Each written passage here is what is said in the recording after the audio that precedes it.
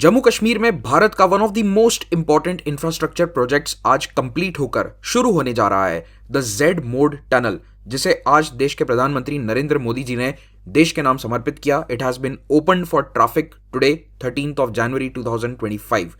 तो ये Z Morh tunnel आखिर इतनी इंपॉर्टेंट क्यों है, इसकी लोकेशन क्या है और इसकी इंपॉर्टेंस क्या रहेगी जम्मू कश्मीर क्षेत्र के लिए, इन्हीं सब पॉइंट्स को हम डिस्कस करेंगे आज के इस वीडियो में। मेरा नाम है डॉक्टर महिपाल सिंह राठौड़ और वर्ल्ड अफेयर्स चैनल पर आप सभी का स्वागत है। इस चैनल को सब्सक्राइब करना ना भूलिए।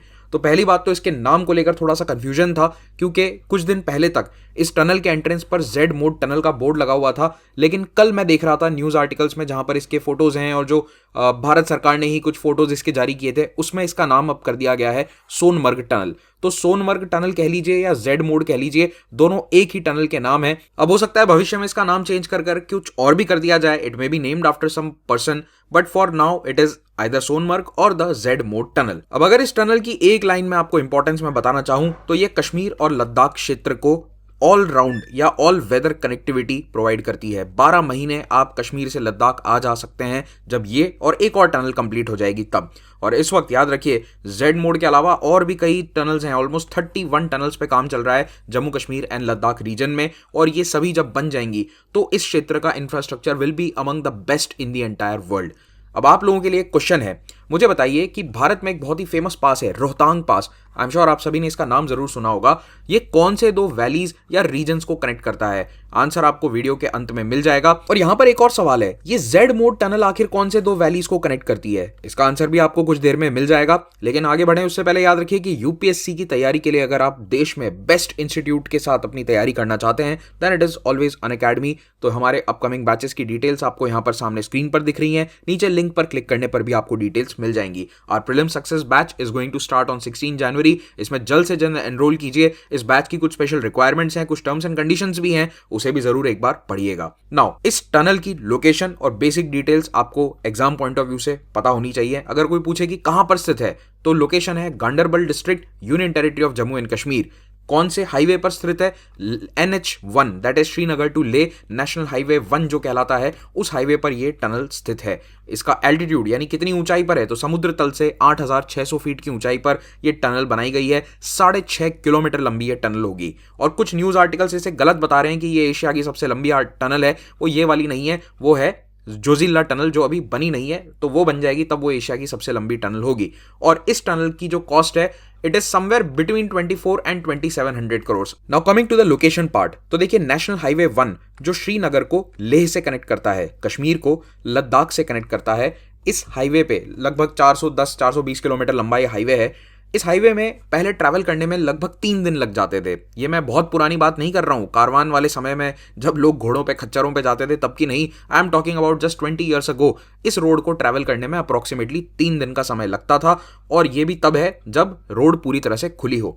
अब ये समय घटकर 2 दिन रह गया है। In the past 8 or 10 years you can do this road easily in 2 days। अगर आप खुद देखना चाहते हैं तो दुनिया भर के व्लॉगर्स ने इस रोड ट्रिप का वीडियो डाल रखा है यूट्यूब पर, प्लीज जाकर उन्हें देख लीजिएगा, आप समझ जाएंगे कि ये 2 दिन क्यों लगते हैं। हाँ, कुछ हो सकते हैं जो भाई साहब वर्ल्ड रिकॉर्ड और गिनीज बुक में नाम शामिल करने के लिए इस रोड को 10 घंटे में कर दें cover, but that is not safe and they over speed etcetera. So normally इस रोड को कवर करने में 2 दिन का समय लगता है। मोस्टली लोग कारगिल में नाइट हॉल्ट करते हैं, ये आधे रास्ते में कारगिल आता है। अब इसमें 2 दिन लगते क्यों हैं? 400 किलोमीटर में वैसे 2 दिन लगने नहीं चाहिए, हार्डली ये 10 या 12 घंटे का रास्ता होना चाहिए। तो नंबर 1 पहाड़ों का रास्ता है, नंबर 2 यहाँ पर बहुत सारे लैंडस्लाइड्स होते हैं, और विंटर्स में 6 महीने अप्रोक्सीमेटली नवंबर या दिसंबर के महीने से लेकर अप्रैल के महीने तक ये रोड पूरी तरह से बंद रहता था, बिकॉज जो ऊंचाई वाले इलाके हैं, पासेस जो हैं, उनमें बर्फबारी से ये रोड पूरी तरह ब्लॉक हो जाती है। तो धीरे धीरे सरकार ने कई अच्छी रोड्स को बनाया है, कुछ टनल्स बनाकर रोड को ओपन करने की कोशिश करी गई है, बट अभी भी ये जो पास है जेड मोड वाला जो एरिया है और जो जिला वाला पास है वो तो 6 महीने बंद ही रहता है, तो ये रोड इनएक्सेसिबल हो जाती है। अब बात करते हैं इसके नाम में, बड़ा इंटरेस्टिंग इसका नाम है जेड मोड। तो ये जेड मोड क्यों कहा जाता है? कई बार आप लोगों ने भी सड़क पे देखा होगा, एक ऐसे सड़क कई बार जिग जैग कर जाती है, तो उसे जेड शेप कहते हैं हम। तो जो पहाड़ों में ट्रैवल कर चुके हैं उन्होंने देखा होगा इस तरह के बोर्ड्स आते रहते हैं रोड पर जिसमें ये जेड बना होता है, यानी कि आप ध्यान से चलिए, रोड आगे 2 बार टर्न करेगी। लेकिन यहाँ पर कोई छोटा मोटा टर्न नहीं है। ये जेड शेप जो है, आप इस रोड को देखिए, ये श्रीनगर लेह हाईवे है, उसको मैंने थोड़ा जूम इन कर दिया है नियर सोनामर्ग या सोनमर्ग, जहां पर ये जेड मोड टनल बनी है। तो ये एक बड़ा जेड बन रहा है। This is the big Z shape that is built over 10 kilometres. तो ये 8-10 किलोमीटर की रोड है। नक्शे पर देखने पर ये जेड शेप की नजर आती है यहाँ पर, इसीलिए इसे जेड मोड कहा जाता है। तो ये कोई पास नहीं है, यहाँ पर कोई बहुत ऊंचा पास नहीं है जो सोनमर्ग तक जा रहा है। लेकिन ये वाला जो सेक्शन है रोड का, इसमें बहुत बार लैंडस्लाइड्स होते हैं, एवलांचेस आते हैं, क्योंकि यहाँ पर कई सारे ग्लेशियर्स हैं, उनसे पिघलकर रॉक्स, आइस सड़क पर आ जाते हैं और ये रोड पूरी तरह से बंद हो जाती है। और ये रोड बहुत रिस्की भी है, इसमें गाड़ी चलाना भी अपने आप में काफ़ी रिस्की है।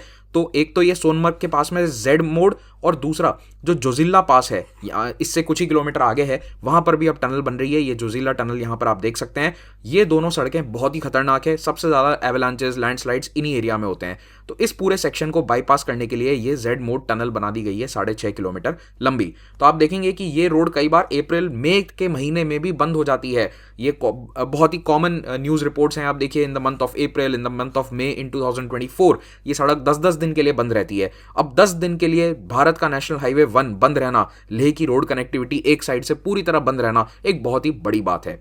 तो इसीलिए उन प्रॉब्लम्स को सॉल्व करने के लिए ये दो टनल्स बनाई जा रही हैं, Zojila tunnel and Z Morh tunnel. तो मैंने आप लोगों से जो एक सवाल पूछा था कि क्या ये टनल किसी बड़े पास के नीचे से निकलती है, no, there is no big पास।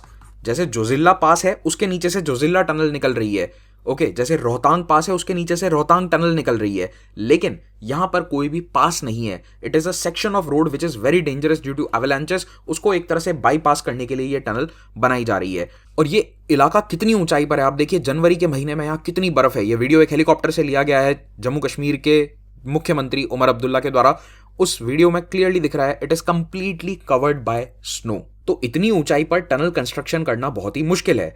तो ये टनल बनाने में बहुत परेशानियां आई थी। इनफैक्ट इसका काम बहुत सालों पहले शुरू हो जाना था। ये प्रोजेक्ट अर्ली 2000s में इमेजिन किया गया था। यूपीए सरकार ने इसके लिए काम भी शुरू कर दिया था, लेकिन वो काम यूपीए सरकार यानी कि मनमोहन सिंह जी की जो सरकार थी वो कर नहीं पाई। इनफैक्ट 2012 में भी एक बार काम शुरू हो गया था छोटा मोटा, but then there were lot of problems. सबसे बड़ी प्रॉब्लम आई थी 2018 में, क्योंकि जिस कंपनी को ये कॉन्ट्रैक्ट दिया गया था ILFS, वो पूरी तरह से बैंकरप्ट हो गई थी, जिसके कारण ये टनलिंग प्रोजेक्ट पूरी तरह ठप पड़ गया 2018 में। फिर ILFS को सरकार ने टेक ओवर किया, फिर इस पूरे प्रोजेक्ट को ट्रांसफर किया गया from ILFS to national highways infrastructure development corporation limited, NHIDCL। ये भी एक सरकारी उपक्रम है। इन्होंने एक नई कंपनी को कॉन्ट्रैक्ट दिया, एप्को नाम की एक कंपनी है, जिसको आगे चलकर एक कॉन्ट्रैक्ट दिया, और अब इन्होंने ये टनल बनाई है। और इसको बनाने में बहुत सारे नए नए मेथड्स, यानी कि जो लेटेस्ट टनलिंग मेथड है, इसको न्यू ऑस्ट्रियन टनलिंग मेथड कहते हैं, NATM, उन मशीनों से, इस टेक्निक से ये टनल बनाई गई है। और ये टनल 2 लेन है। तो 2 लेन टनल बहुत इंपॉर्टेंट होती है, यानी आने जाने का जो रास्ता है इसके अंदर सेपरेटली अलग बनाया गया है। So it is 2 lane by directional, और 10 मीटर बहुत चौड़ा होता है for a tunnel in high Himalayas. ऊंचे एल्टीट्यूड पे इतनी चौड़ी टनल बनाना कोई आसान काम नहीं है। तो इसके अंदर 1000 गाड़ियां निकल सकती हैं प्रति घंटा, 80 किलोमीटर पर आवर की स्पीड रहेगी, अच्छा वेंटिलेशन, सेफ्टी फीचर, सब कुछ है इसके अंदर। और अगर भविष्य में कभी चाहें तो इसमें रेलवे लाइन भी डाली जा सकती है, उसका भी प्रबंध रखा गया है, क्योंकि एक और एक्स्ट्रा लेन जैसा वहां रखा है। कभी अगर भविष्य में वहां ट्रेन बनी, या आज नहीं तो कल तो बनेगी, तब वहां पे रेलवे लाइन भी बिछाई जा सकती है। अब इसका इंपॉर्टेंस क्या है, तो देखिए सबसे बड़ा इसका स्ट्रैटेजिक इंपॉर्टेंस है मिलिट्री के लिए। याद रखिए ये पूरा क्षेत्र लाइन ऑफ कंट्रोल के काफी नजदीक है। इस टनल की लोकेशन है यहां पर, और पाकिस्तान ने 1999 के कारगिल वॉर में इस पूरे हाईवे पर बमबारी करके इस हाईवे को कट ऑफ करने की कोशिश करी थी। तो अगर ये रोड साल में 12 महीने चलती है, it has good connectivity, tunnels बनी हुई हैं, तो मिलिट्री का मूवमेंट आसानी से हो सकता है। और खास करके चाइना के एग्रेशन के कारण लद्दाख में मिलिट्री मूवमेंट हमारे लिए 12 महीने करना is very very important right now. It can not be understated कि लॉजिस्टिकली इस रोड की इंपॉर्टेंस कितनी ज्यादा है। इससे ट्रांसपोर्टेशन बहुत ही बेहतर हो जाता है। एक और बात याद रखिए, लद्दाख तक पहुंचने के अभी केवल 2 रास्ते हैं। One is via the Srinagar Leh highway जो NH1 है, और दूसरा रास्ता यहाँ मनाली से होकर जाता है। और अब भारत सरकार ने एक तीसरा रास्ता ओपन करने के लिए भी काम शुरू कर दिया है। तो शिंकुला पास होकर, जंस्कार वैली होकर भी अब लद्दाख पहुंचा जा सकेगा। So this will be the third access और third entry route into Ladakh. 2 की जगह 3 हो जाएंगे, ताकि कभी बर्फ के कारण या कोई नेचुरल डिजास्टर के कारण 1 रूट या 2 रूट बंद भी हो जाते हैं, तो हमारे पास तीसरा रास्ता बना रहे। इस टनल की मिलिट्री इंपॉर्टेंस आप इसी बात से समझ लीजिए कि कुछ महीने पहले जस्ट ये टनल चालू होने से 2-3 महीने पहले पाकिस्तान ने यहाँ पर एक आतंकवादी हमला करवा के 7 मजदूरों की हत्या कर दी थी। एंड उनमें से जो एप्को के वर्कर्स थे वो सभी सिविलियंस थे, they were not even army persons. तो कितना ज़्यादा पाकिस्तान बौखलाया हुआ था इस टनल के बनने से, ये आप समझ सकते हैं। अब ये तो बात थी मिलिट्री इंपॉर्टेंस की। अब बात करते हैं civil importance and tourism point of view या कश्मीर के डेवलपमेंट पॉइंट ऑफ व्यू से ये टनल कितनी महत्वपूर्ण है। देखिए, श्रीनगर से लगभग 80 किलोमीटर की दूरी पर स्थित है सोनमर्ग। ये टनल सोनमर्ग से केवल 2 किलोमीटर दूर ओपन हो रही है। अभी सोनमर्ग 80 किलोमीटर जाने में समय लग जाता है लगभग 4 घंटे। ये तब है जब ट्रैफिक कंडीशंस ठीक ठाक हों। जब ये टनल बन जाएगी तो माना जा रहा है कि रास्ता 1 घंटे कट शॉर्ट हो जाएगा, मिनिमम 1 आवर का डिस्टेंस कम हो जाएगा, टाइम कम लगेगा। और सोनमर्ग क्यों इंपॉर्टेंट है, क्योंकि ये एक पीक विंटर डेस्टिनेशन बन सकता है। सोनमर्ग में अभी टूरिस्ट जाते हैं बर्फ देखने के लिए। श्रीनगर में ज़्यादा बर्फ नज़र नहीं आती गर्मियों में, तो गर्मियों के महीनों में यहाँ पर हमेशा बर्फ होती है। यहाँ पर ग्लेशियर्स हैं, थाजवास ग्लेशियर हमें यहाँ पर देखने को मिलता है, और इस ग्लेशियर के आसपास कई सारे ग्लेशियर लेक्स हैं जो हमेशा गर्मियों में भी वहाँ पर आपको कई टूरिस्ट जाते हैं उनको देखने के लिए, ट्रैकिंग करते हैं। अभी क्या है कि विंटर्स में सोनमर्ग का एक्सेस कट ऑफ रहता है, क्योंकि मैंने आपको बताया जेड मोड टनल वाला जो क्षेत्र है उसके आसपास काफ़ी बर्फ और एवलांचेस होते हैं, तो ये रोड बंद हो जाती है। सोनमर्ग केवल गर्मियों में चालू रहता है, और इस गांव में विंटर टूरिज्म का बहुत बड़ा पोटेंशियल है। तो अगर ये 12 महीने खुला रहेगा, यानी कि अब देखिए सोनमर्ग तो हो ही गया है कनेक्ट, और जैसे ही जोजिल्ला टनल बन जाएगा तो 12 महीने कारगिल तक कनेक्टिविटी हो जाएगी। तो कहने का मतलब यह है कि अब अगर टूरिस्ट बाय रोड सोनमर्ग पहुंच सकते हैं तो सोनमर्ग में विंटर टूरिज्म के लिए पूरा पोटेंशियल है। और 5 साल में यहाँ की सरकार कह रही है, यानी कि जो उमर अब्दुल्ला की सरकार है, उन्होंने कहा कि हम विद इन 5 ईयर्स यहाँ पर विंटर स्पोर्ट्स का पूरा इंफ्रास्ट्रक्चर तैयार कर देंगे, स्की रिजॉर्ट्स जैसी जगह वहाँ पर बन जाएगी। तो अगर आप लोगों ने कभी पहलगाम के बारे में सुना होगा या फिर आपने गुलमर्ग का नाम सुना होगा, तो जैसे Gulmarg is a big winter destination, वहाँ पर विंटर स्पोर्ट्स होते हैं, लोग स्कीइंग करते हैं, स्नो बोर्डिंग करते हैं। ये सभी चीज़ें गुलमर्ग में पॉसिबल है क्योंकि रोड खुली रहती है सर्दियों में भी, और वहाँ पर सारा इंफ्रास्ट्रक्चर बना हुआ है, जैसे कि रोपवेज वगैरह बने हुए हैं जो ज़रूरी होते हैं इन स्पोर्ट्स के लिए। तो ये सब कुछ यहाँ पर भी 5 साल में सरकार बनाएगी। एक और इंपॉर्टेंट चीज़, अमरनाथ यात्रा के लिए सोनमर्ग बहुत इंपॉर्टेंट है, क्योंकि सोनमर्ग से कुछ ही दूरी पर स्थित है बालताल विलेज, और वो अमरनाथ यात्रा के 2 में से एक बेस कैंप है जहां से यात्रा शुरू होती है। तो अमरनाथ यात्रा के लिए भी एक्सेस थोड़ा सा बेटर हो जाएगा। हालांकि वो यात्रा गर्मी के महीनों में ही होती है, but then again a tunnel provides better connectivity. तो कुल मिलाकर थाजवास ग्लेशियर हुआ, या जिस नदी के किनारे ये सोनमर्ग स्थित है उसे सिंध रिवर कहा जाता है, या आगे चलकर झेलम की एक ट्रिब्यूटरी है उसी में मिल जाती है। तो इस नदी के ऊपर रिवर राफ्टिंग जैसे वाटर स्पोर्ट्स हो सकते हैं, ग्लेशियर पे काफ़ी सारी एक्टिविटीज़ हो सकती हैं। तो ये टनल सोनमर्ग के लिए या फिर कश्मीर के लोकल लोगों के लिए और वहाँ की इंडस्ट्री के लिए भी गेम चेंजर साबित होगी। अब मैंने जो आपसे सवाल पूछा था उसका जवाब आपको दे देता हूँ।